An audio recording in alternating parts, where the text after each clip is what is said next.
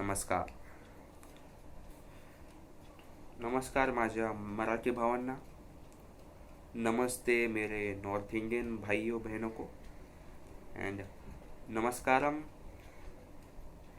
Anna to all my South Indian uh, video watching people. So this is core task 5 for TTSA organization under the TOPG program workshop. So in this session I am going to speak the method of pausing. So I am going to present some poems and reading out some paragraphs.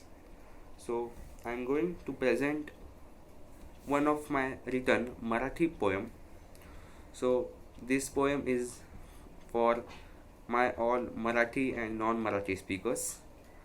So for non-Marathi speakers, I want to just give you an overview of this poem.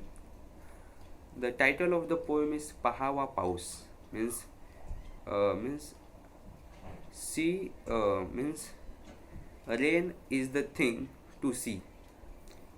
And in this poem I am sharing my experience, whatever I see in the time of monsoon. So पहावा पाऊस, चिंब झाले दाट हिरवे ते पान, होता नव्हता तो मिटला सारा तान, कडकडीत उष्णतेची संपली आता खेप, घराकडे जाण्यासाठी पक्ष्यांनी घेतली आहे झेप, वाढू लागला मंद मंद वाहू लागला मंद मंद वारा, क्षणांत बदले चित्र सारा, खळखळ करुनी नदी नाले ते भरले, निसर्गाचे चक्र आजही सिद्ध ठरले, सन्मानात पावसाच्या झाड ही ते झुकले, या सुखद चैतन्याने आनंदाचे मळेही पिकले.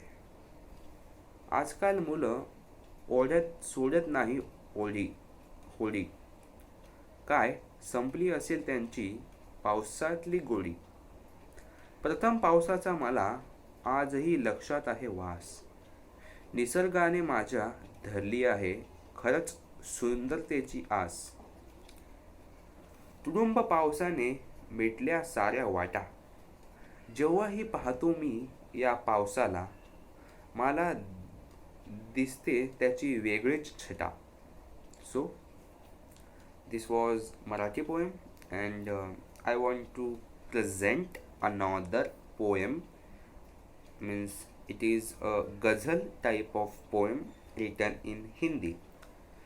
The writer, means the poet of this poem is my friend Aditi Rani. So I am going to read this. छोटी सी है जिंदगी, हर बात पे खुश रहो, जो चेहरा पास न हो उसकी आवाज़ सुनकर खुश रहो, कोई रुलाता है आपसे उसकी अंदाज में खुश रहो, कोई लौट के आने वाला नहीं उसकी याद में खुश रहो, कल किसने देखा है अपने आप में खुश रहो, आज में खुश रहो बस खुश रहो. सो यह मेरी हिंदी कविता थी. Now I am going to read one short story from this book, Sudha Murthy's Grandma's Bag of Stories. All the rights of the story is given to this author and the publishers. I am going to tell this story. I'm going to tell this story only for my practice. So all rights are reserved to them, not to me. Wait a minute. I have decided one poem. One short story. So, title of the story is Kaveri and the Thief. Children had gone with their Ajja. to the paddy field that morning. They were all city kids, did not know a thing about farming. On the way, Anand was surprised to see birds nest on the top of the tree. He said to Aja, I wonder how birds decide where and how to make their nest. Aja said, the straw in the nest is from the paddy field. Do you know? Farming helps human beings as well as birds. Krishna replied, Aja, I thought wheat and rice can be just plucked from trees like mangoes. But today I realized there is so much work in farming. That afternoon, after lunch, when they gathered around Aji for the day's story, she looked sharply at the children. They had enjoyed learning about farming. Activities like cleaning seeds and separating straws from the paddy. In the city, everything came from the supermarket. But here they had seen how things were really produced. Aji said, farming is very important. If farmers do not grow any food, what we what will we eat? What we all eat? Anand said thoughtfully, if farmers do such important work, why are they poor? That's true, my dear. Aji cited, fanning herself. Of course, they are rich farmers too. Of course, there are rich farmers too. People who own lots of land, but many in our country till small piece of land and so make less money.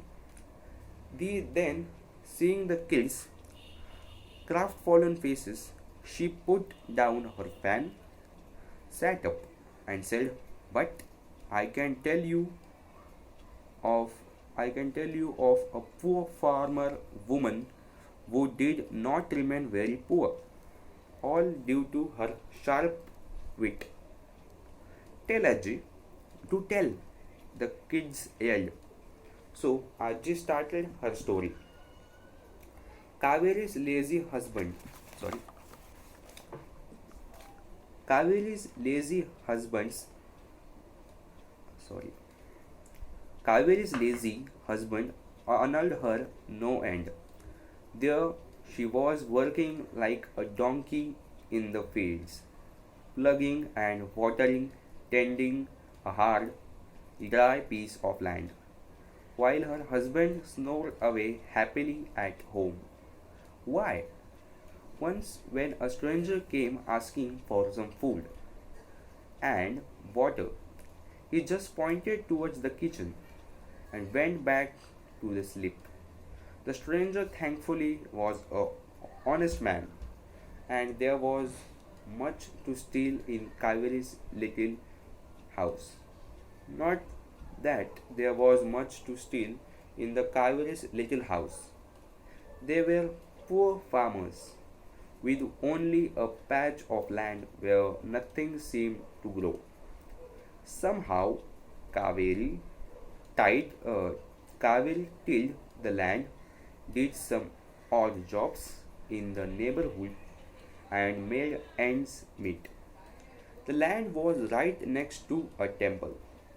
On some days, her husband would come along with her on the pretext of helping her, but no sooner would her back be turned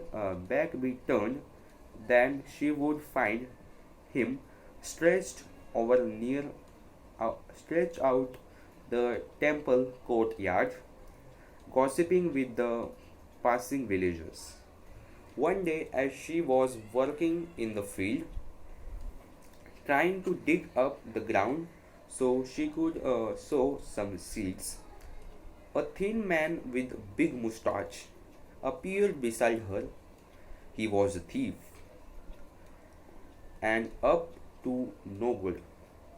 Kaveri, of course, did not know this. She greeted him politely, went back to her work. Now the thief wanted to steal the coins that were given as offering in the temple, and perhaps even the ornaments on the idol. The only way into the temple was digging his house, digging his way in the Kaveri's land. But how could he do anything there? With his tough, with his tongue, nonsense woman working away.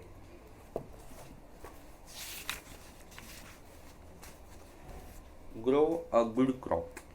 She sold those and finally they had some money. With a part of this money, Kaveri bought some jewelry. Many months later, the thief decided to show his face in the village again.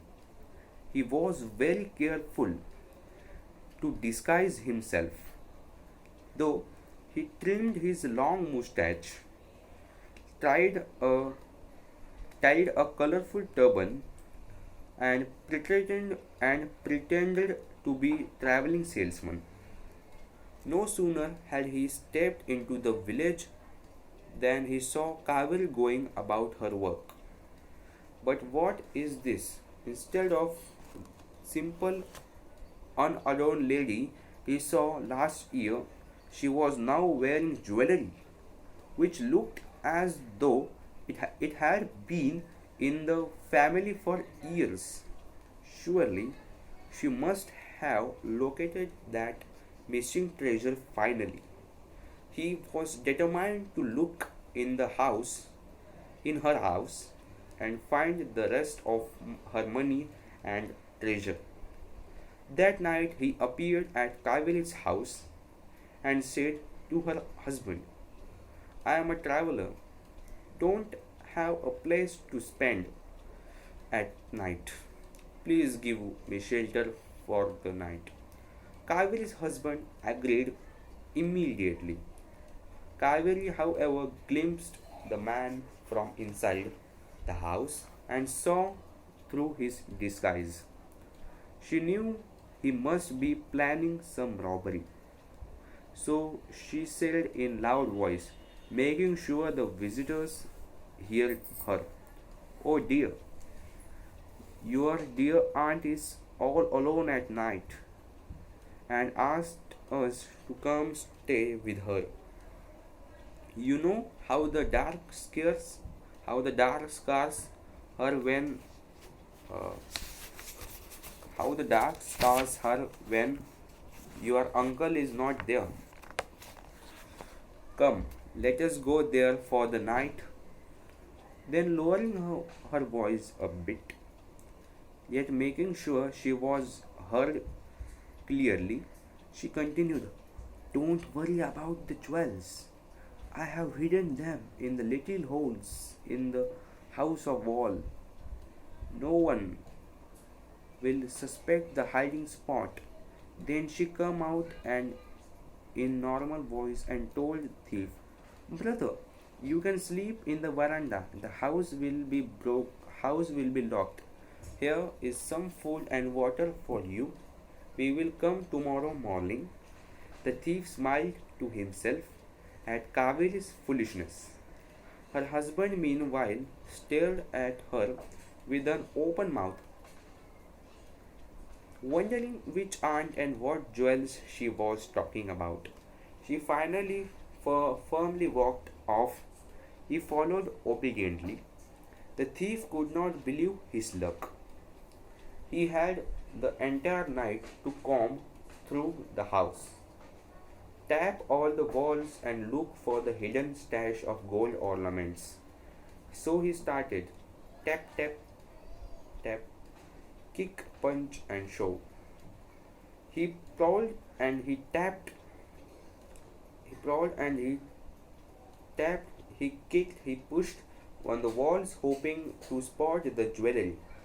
Finally, he tore down all the walls, but of course, there was nothing he could find. Exhausted, he fell asleep and woke only with crowing of the cock as the sun rose. Quickly, he found his little bundle of things and ran off. Within minutes, Kaveri and her husband returned. Oh, Kaveri, see what the bad man has done to our house. You gave him food and shelter and made me come with you, leaving the man alone in the night. Then she broke into peals of laughter and said, Don't worry, I had planned this all along. You see, I saved your money from our last crop to rebuild the house. I needed to call in some laborers to tear it down, but our guest has done it for us. Now we can make a larger house for ourselves, just the way we always wanted. The whole village heard the story and started marveling at her intelligence.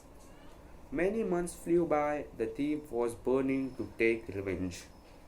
How dare that village woman trick him? That too, not once but twice. He realized that she was very clever. One day he dressed up as a bangle seller and started wandering in the village. Kaveri spotted him and knew who he was at once. She said to her friends who were crowding around the bangle seller, Oh dear, I would have loved to get some of myself. But ever since that good for nothing thief tried to steal all our money by tearing down our house, I have hidden everything in little hole in the tree in the woods. Which tree? Her friend asked. Oh no, I am not saying which tree, but it is last and safe and sound out in the forest. The thief looked at her. Yes, Kaveri was wearing an ordinary sari with no ornaments at all. Her friends turned around in astonished and at the crash with which the bangle seller flung down his collection of bangles and made off for the forest. Only Kaveri watched with grin on her face. Out in the forest, the thief searched high and low for the jewels. He climbed trees, poked around in the bushes, got beaten, scratched, growled at. But he would not give up. The jewels were there somewhere and he had to find them. So that is where we will leave him, prowling around in the forest looking for the money and gold that don't belong to him. Everyone praised Kaveri for her quick wit in ridding the village of the thief.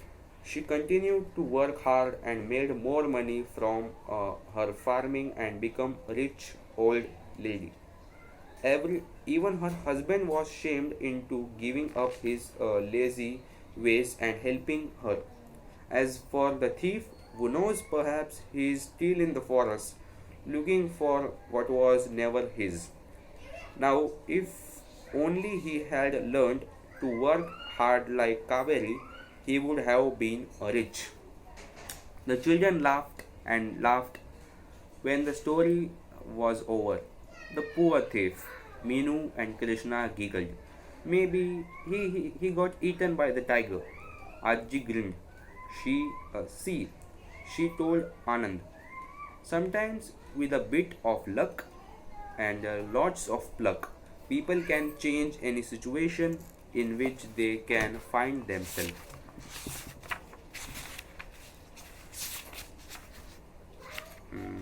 Sorry, I leave these 2 pages. So the story was So the story was in the 2 pages was uh, Kaveri, who was a smart uh, wife of the farmer, meets meets one thief. So in these 2 minutes, I am going to summarize this story by my own. So the story was about Kaveri and thief. So Kaveri was wife of a farmer, and his husband and her husband was very lazy. So Kaveri worked hard for his family, but the thief had a plan to steal the ornaments from the temple. But at first instance, Kaveri said that thief that a treasure had a, a treasure was there in her land, so anyone could not find him. So the thief come at night and dig all his farm, and he could not find anything. And so the work of Kaveri was reduced, because the thief has had already did his work by digging small holes. The second incident was this thief changes his attire and acts like a uh, acts acts like a businessman, and he comes at the Kaveri's house to stay for one night. And then Kaveri makes a plan and give him intentions that some treasure and jewelry had kept in the walls of her house. So when Kaveri and his husband leave the house, the thief scratches and tear all the walls made from mud and grass, and and he leaves the house. In the next morning, they both come and see, and Kaveri tells and Kaveri laughs and say and say